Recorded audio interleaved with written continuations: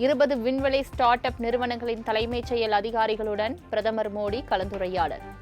Skyroot Aerospace, Agnikul Cosmos, Pixel, Dhruva space உள்ளிட்ட 20 start up நிறுவனங்களின் தலைவர்கள் பங்கேற்பு.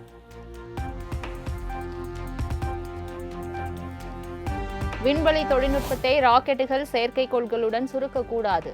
விண்வெளித்துறையின் 20 ஸ்டார்ட் அப் நிறுவனங்களின் தலைமை செயல் அதிகாரிகளுடன் பிரதமர் மோடி பேச்சு.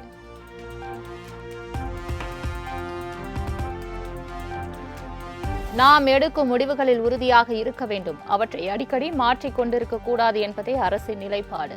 தங்களை யாரும் கைவிட மாட்டார்கள் என்ற நம்பிக்கையை உருவாக்குவதே அரசின் முயற்சியாகும் என ஸ்டார்ட் அப் நிறுவனங்கள் ஆலோசனையில் பிரதமர் மோடி பேச்சு.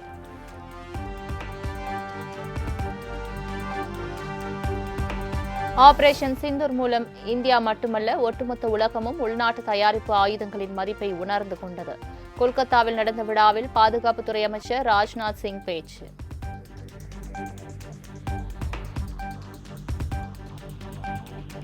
மத்தியில் பாஜக அரசு பதவியேற்ற 12 ஆண்டுகளில் எதன் விலைதான் குறைந்துள்ளது? சர்க்கரை விலை ஏற்றம் குறித்த கேள்விக்கு சிவசேனா யூபிடி எம்பி சஞ்சய் ராவத் கருத்து.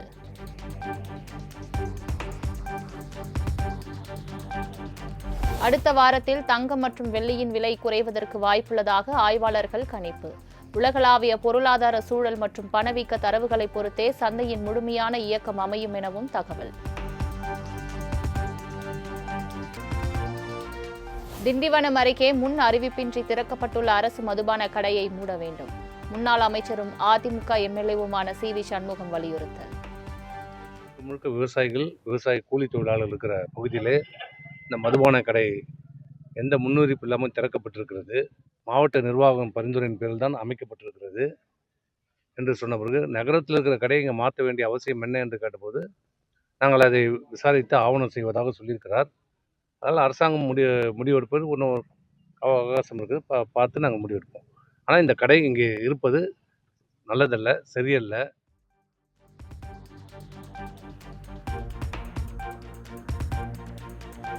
நாளைய சட்டப்பேரவை கூட்டத்தொடரில் எதிர்க்கட்சிகள் கேள்விக்கு முதலமைச்சர் பதில் அளிப்பார். மீன்வளத்துறை அமைச்சர் ஸ்ரீநாத் பேட்டி.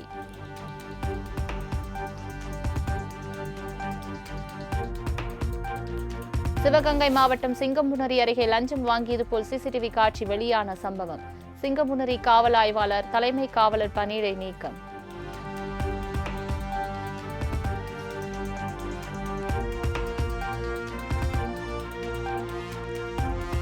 நல்லது செய்ய வேண்டுமென்றால் எங்கிருந்து வேண்டுமானாலும் செய்யலாம், எப்படி வேண்டுமானாலும் செய்யலாம். அரசியலுக்கு வந்து செய்யலாம், வராமலும் செய்யலாம் என நடிகர் ரவிமோகன் பரபரப்பு பேட்டி. நல்லது செய்யணும், அது எங்கேருந்து வேணா செய்யலாம், எப்படி வேணா செய்யலாம், வந்து செய்யலாம், வராமல் செய்யலாம். அண்ட் அதுக்கு இன்ட்ரெஸ்ட் இருக்கிறவங்க வந்துட்டு இருக்காங்க. அண்ட் கண்டிப்பாக அந்த இன்ட்ரெஸ்ட் வந்துச்சுன்னா கண்டிப்பாக வர்றதுல தப்பே கிடையாது. அது யார் வேணா வரலாம். அண்ட் நல்லது செய்யறது எங்கேருந்து வேணா செய்யலாம்.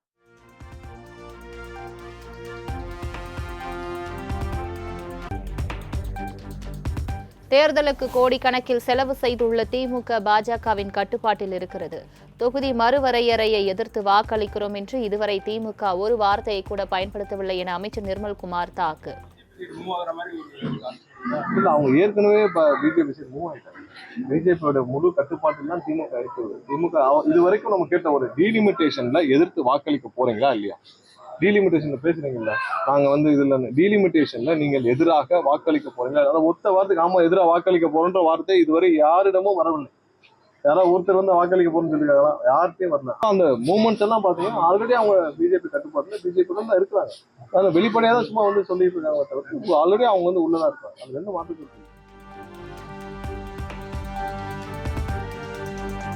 எதிர்க்கட்சியினருக்கு ஊழல், கட்சி நிதி என்று கூறினாலே கோபம் வருகிறது. சட்டப்பேரவையில் எதிர்க்கட்சியினர் தேவையில்லாத வார்த்தையை பேசும்போது தான் பதில் சொல்ல வேண்டியுள்ளது என அமைச்சர் நிர்மல்குமார் பேட்டி. என்ன பண்ணும் அர்த்தம் பண்ணிருக்காங்க. தேவையில்லா வார்த்தைகளை அவர்கள் பேசும்பொழுதுதான் அதுக்கான பதில நம்ம சொல்ல வேண்டிய கட்டாயம் இருக்கும். ஏன்னா ஏதாவது ஒரு விஷயங்கள்ல அவங்க தேவையில்லாத விஷயங்கள், தேவையில்லாத வார்த்தைகளை உள்ளே பேசும்பொழுது அதற்கான பதிலை கொடுக்கும். அவர்களுக்கு நாங்க ஊழல்னு சொன்னா கோவம் வருது. இதெல்லாம் பார்ட்டி ஃபண்டுன்ற பேர்ல கொள்ளையடிக்கப்பட்ட பணங்கள். அதையெல்லாம் பார்ட்டி ஃபண்டுன்னு சொன்னா கோவம் வருது. அப்ப அது கோவம் வந்தால் அதுக்கான விளக்கத்தை கொடுக்க வேண்டிய கட்டாயம் இருக்கு. அதை கொடுத்தால் திரும்ப அது பதிலடி எங்க.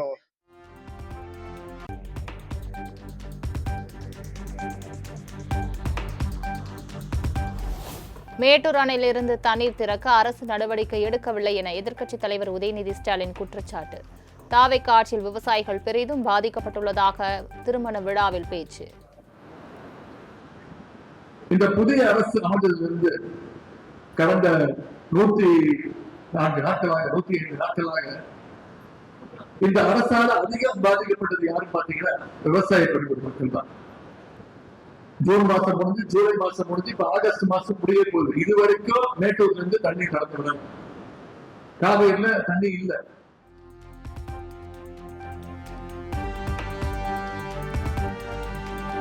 தஞ்சாவூர்ல பேசும்போது ரொம்ப ஜாக்கிரதையா பேசணும். நாம பேசினா கூட பரவாயில்ல, கீழே இருந்து பேசி நம்மள மாட்டி விட்டுருவாங்க.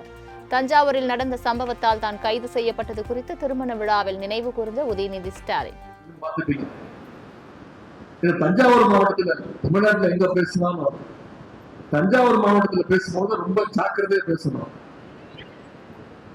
நாம பேசுறதுனாலும் பரவாயில்ல, கீழே இருந்து பேசி நம்மள மாட்டி விட்டுருவாங்க. இன்னைக்கு அந்த மாதிரி நான் ஜோய் சந்திரசேகரன் அதை மாட்டி விட்டுருக்கிறேன்.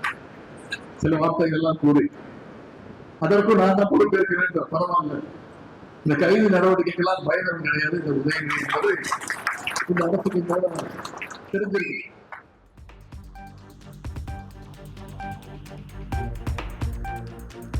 தாவேகா ஆட்சியில் குற்றங்கள் பெருகி சட்டம் ஒழுங்கு சீரழிந்து விட்டதாக திமுக எம்பி கனிமொழி குற்றச்சாட்டு.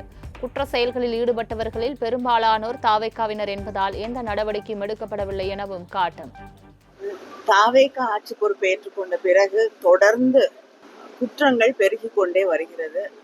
பெண்களுக்கு, குழந்தைகளுக்கு எதிரான குற்றங்கள், ஆணவ கொலைகள், காவல்துறை கைதுக்கு பிறகு ஏற்படக்கூடிய மரணங்கள் என்று சட்டம் ஒழுங்கு சீர்கெட்டிருக்கக்கூடிய ஒரு சூழலை நாம் பார்த்து கொண்டிருக்கிறோம்.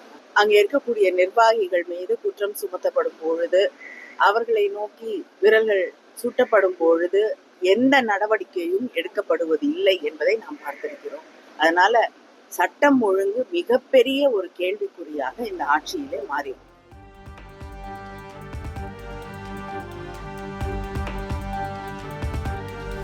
கருணாநிதி முதலமைச்சராக இருந்தபோதுதான் கர்நாடக அரசு 4 அணை கட்டியது.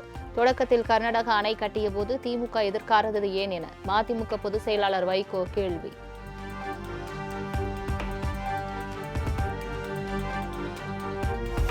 துறைமுகத்தில் பல குப்பைகள் இருந்தும் அந்த குப்பைகளை எல்லாம் தூய்மைப்படுத்திவிட்டோம். இன்னொரு குப்பையும் இருக்கிறது, அதையும் நாம் அடுத்த சட்டமன்ற தேர்தலில் அகற்றுவோம். சென்னை துறைமுகம் சட்டமன்ற உறுப்பினர் சேகர் பாபுவை சாடி தமிழ்நாடு பாடநூல் கழக தலைவர் லயோலா மணி பேச்சு.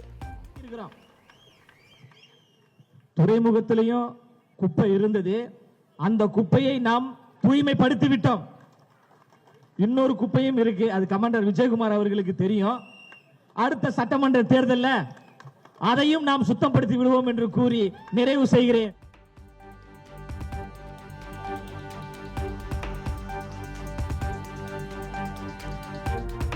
இரண்டு சட்டப்பேரவை தொகுதிக்கு ஒரு மாவட்டம் என பிரிக்கப்படும் திமுக அமைப்பு ரீதியான மாவட்டங்கள்.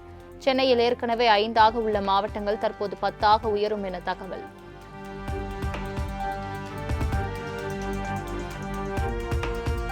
மூன்று முறை பதவி வகித்ததால் மாவட்ட செயலாளர் பதவியை இழக்கும் 4 திமுக மூத்த தலைவர்கள் MRK பன்னீர்செல்வம், பெரிய கருப்பன், மூர்த்தி, தாமு அன்பரசன் பதவி இழக்க உள்ளதாக தகவல்.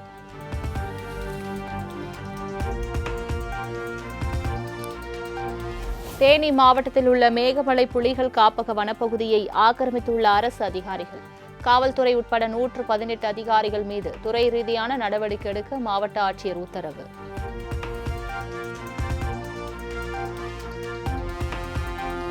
முதலமைச்சர் விஜயை சந்தித்து பேச்சுவார்த்தை நடத்த நடவடிக்கை எடுக்கப்படவில்லை. தாங்கள் கேட்கும் ஊதிய உயர்வு 25,000 அரசால் கொடுக்க முடியாதா எனவும் தூய்மை பணியாளர்கள் கேள்வி. இது கொடுக்கணுன்றதுக்கு தான் இப்போ வரைக்கும் நாங்கள் ட்ரை பண்ணுறோம். இது வரைக்கும் எங்களை முதலமைச்சர் சந்தித்து பேசுவதற்குண்டான நடைமுறை அவர்கள் எடுக்கவில்லை. இப்போ இங்கேருந்து நான் தகவலை பரிமாறுன்னு இவர் சொல்லியிருக்கார். இவர் தரப்பில் பாசிட்டிவான விஷயங்கள் வருதே தவிர அரசு தரப்புலேருந்து இதுவரை எங்களோடு யாரும் அஃபீஷியலாக பேச்சுவார்த்தை நடத்தலை. 10 வருஷம் 20 வருஷம் வேலை பார்த்த தூய்மை பணியாளர்கள் எங்களுக்கு 19,000 சம்பளம் பத்தலைன்னு சொன்னால், மாடை தூக்குறவங்க, வெறுங்கையில் செத்து போன மாடை தூக்குறவங்க, ஆடை தூக்குறவங்க, நாயை தூக்குறவங்க, எலியை தூக்குறவங்க, சிறுநீரில் இடத்துல போய் கை வைக்கிறவங்க, மழை இருக்கிற இடத்துல போய் கை வைக்கிறவங்க, குப்பை அள்ளுறவங்க, நோய் நொடி வாங்குறவங்க, இவர்களுக்கு ஏன் 25,000 குறைந்தபட்ச சம்பளம் கொடுக்க முடியாது?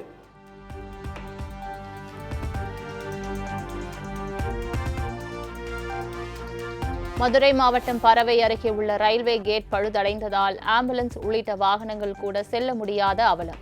நோயாளிகள் நடக்க வைத்து அழைத்து சென்ற நிலையில் ரயில்வே கேட்டை சீரமைக்க பொதுமக்கள் வலியுறுத்தல்.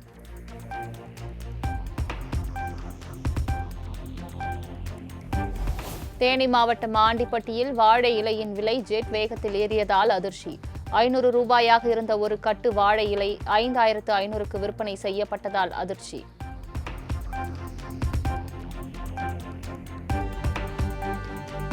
தமிழ்நாட்டின் பல்வேறு பகுதிகளில் வெகு விமரிசையாக நடைபெற்ற கோயில் குடமுழுக்கு விழா. திரளான பக்தர்கள் கலந்து கொண்டு சுவாமி தரிசனம்.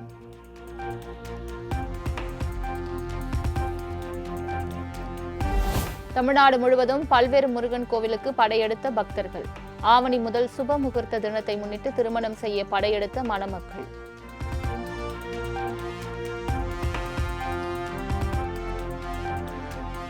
திருவண்ணாமலை அண்ணாமலையார் திருக்கோவிலில் வார விடுமுறையொட்டி அலைமோதிய பக்தர்கள் கூட்டம். 2 மணி நேரத்திற்கும் மேலாக காத்திருந்து பக்தி முழக்கம் எழுப்பி திரளானோர் சுவாமி தரிசனம்.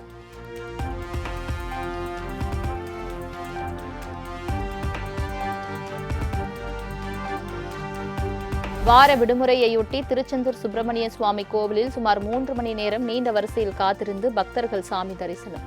ஆவணி மாதம் முதல் முகூர்த்த நாளை முன்னிட்டு கோவிலில் நடைபெற்ற 100க்கும் மேற்பட்ட திருமணங்கள்.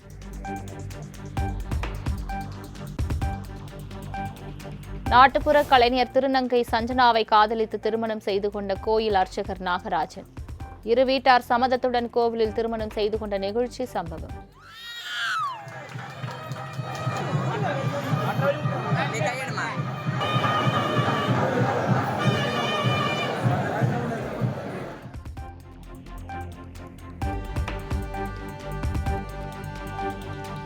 மேட்டூர் அணைக்கு நீர்வரத்து வினாடிக்கு 12,324 கன அடியிலிருந்து 12,883 கன அடியாக அதிகரிப்பு. அணையிலிருந்து குடிநீர் தேவைக்காக வினாடிக்கு 2,000 கன அடி நீர் வெளியேற்றம்.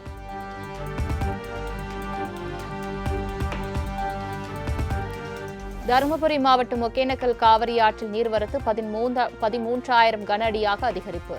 நீர்வரத்து தொடர்ந்து அதிகரித்து வருவதால் கரையோர மக்கள் பாதுகாப்பாக இருக்கும்படி மாவட்ட நிர்வாகம் எச்சரிக்கை.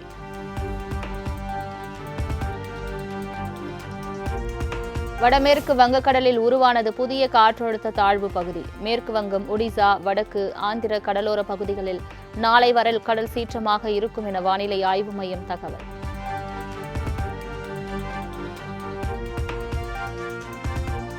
காற்றழுத்த தாழ்வு பகுதியால் தமிழ்நாட்டுக்கு பாதிப்பு இல்லை என வானிலை ஆய்வு மையம் தகவல். மேற்கு வங்கம், ஒடிசா, வடக்கு ஆந்திர பிரதேச கடலோர பகுதிகளுக்கு மீனவர்கள் செல்ல வேண்டாம் எனவும் வலியுறுத்தல்.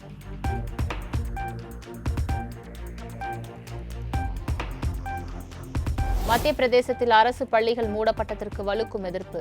போபாலில் மாணவர்கள் மற்றும் ஆசிரியர்கள் போராட்டம்.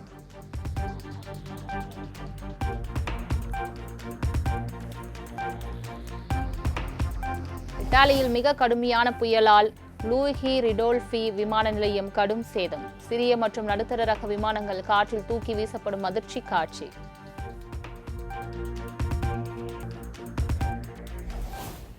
ஆஸ்திரேலியா வங்கதேச அணிகளுக்கு இடையேயான 2வது டெஸ்ட் போட்டி 1.5 நாளில் முடிந்தது.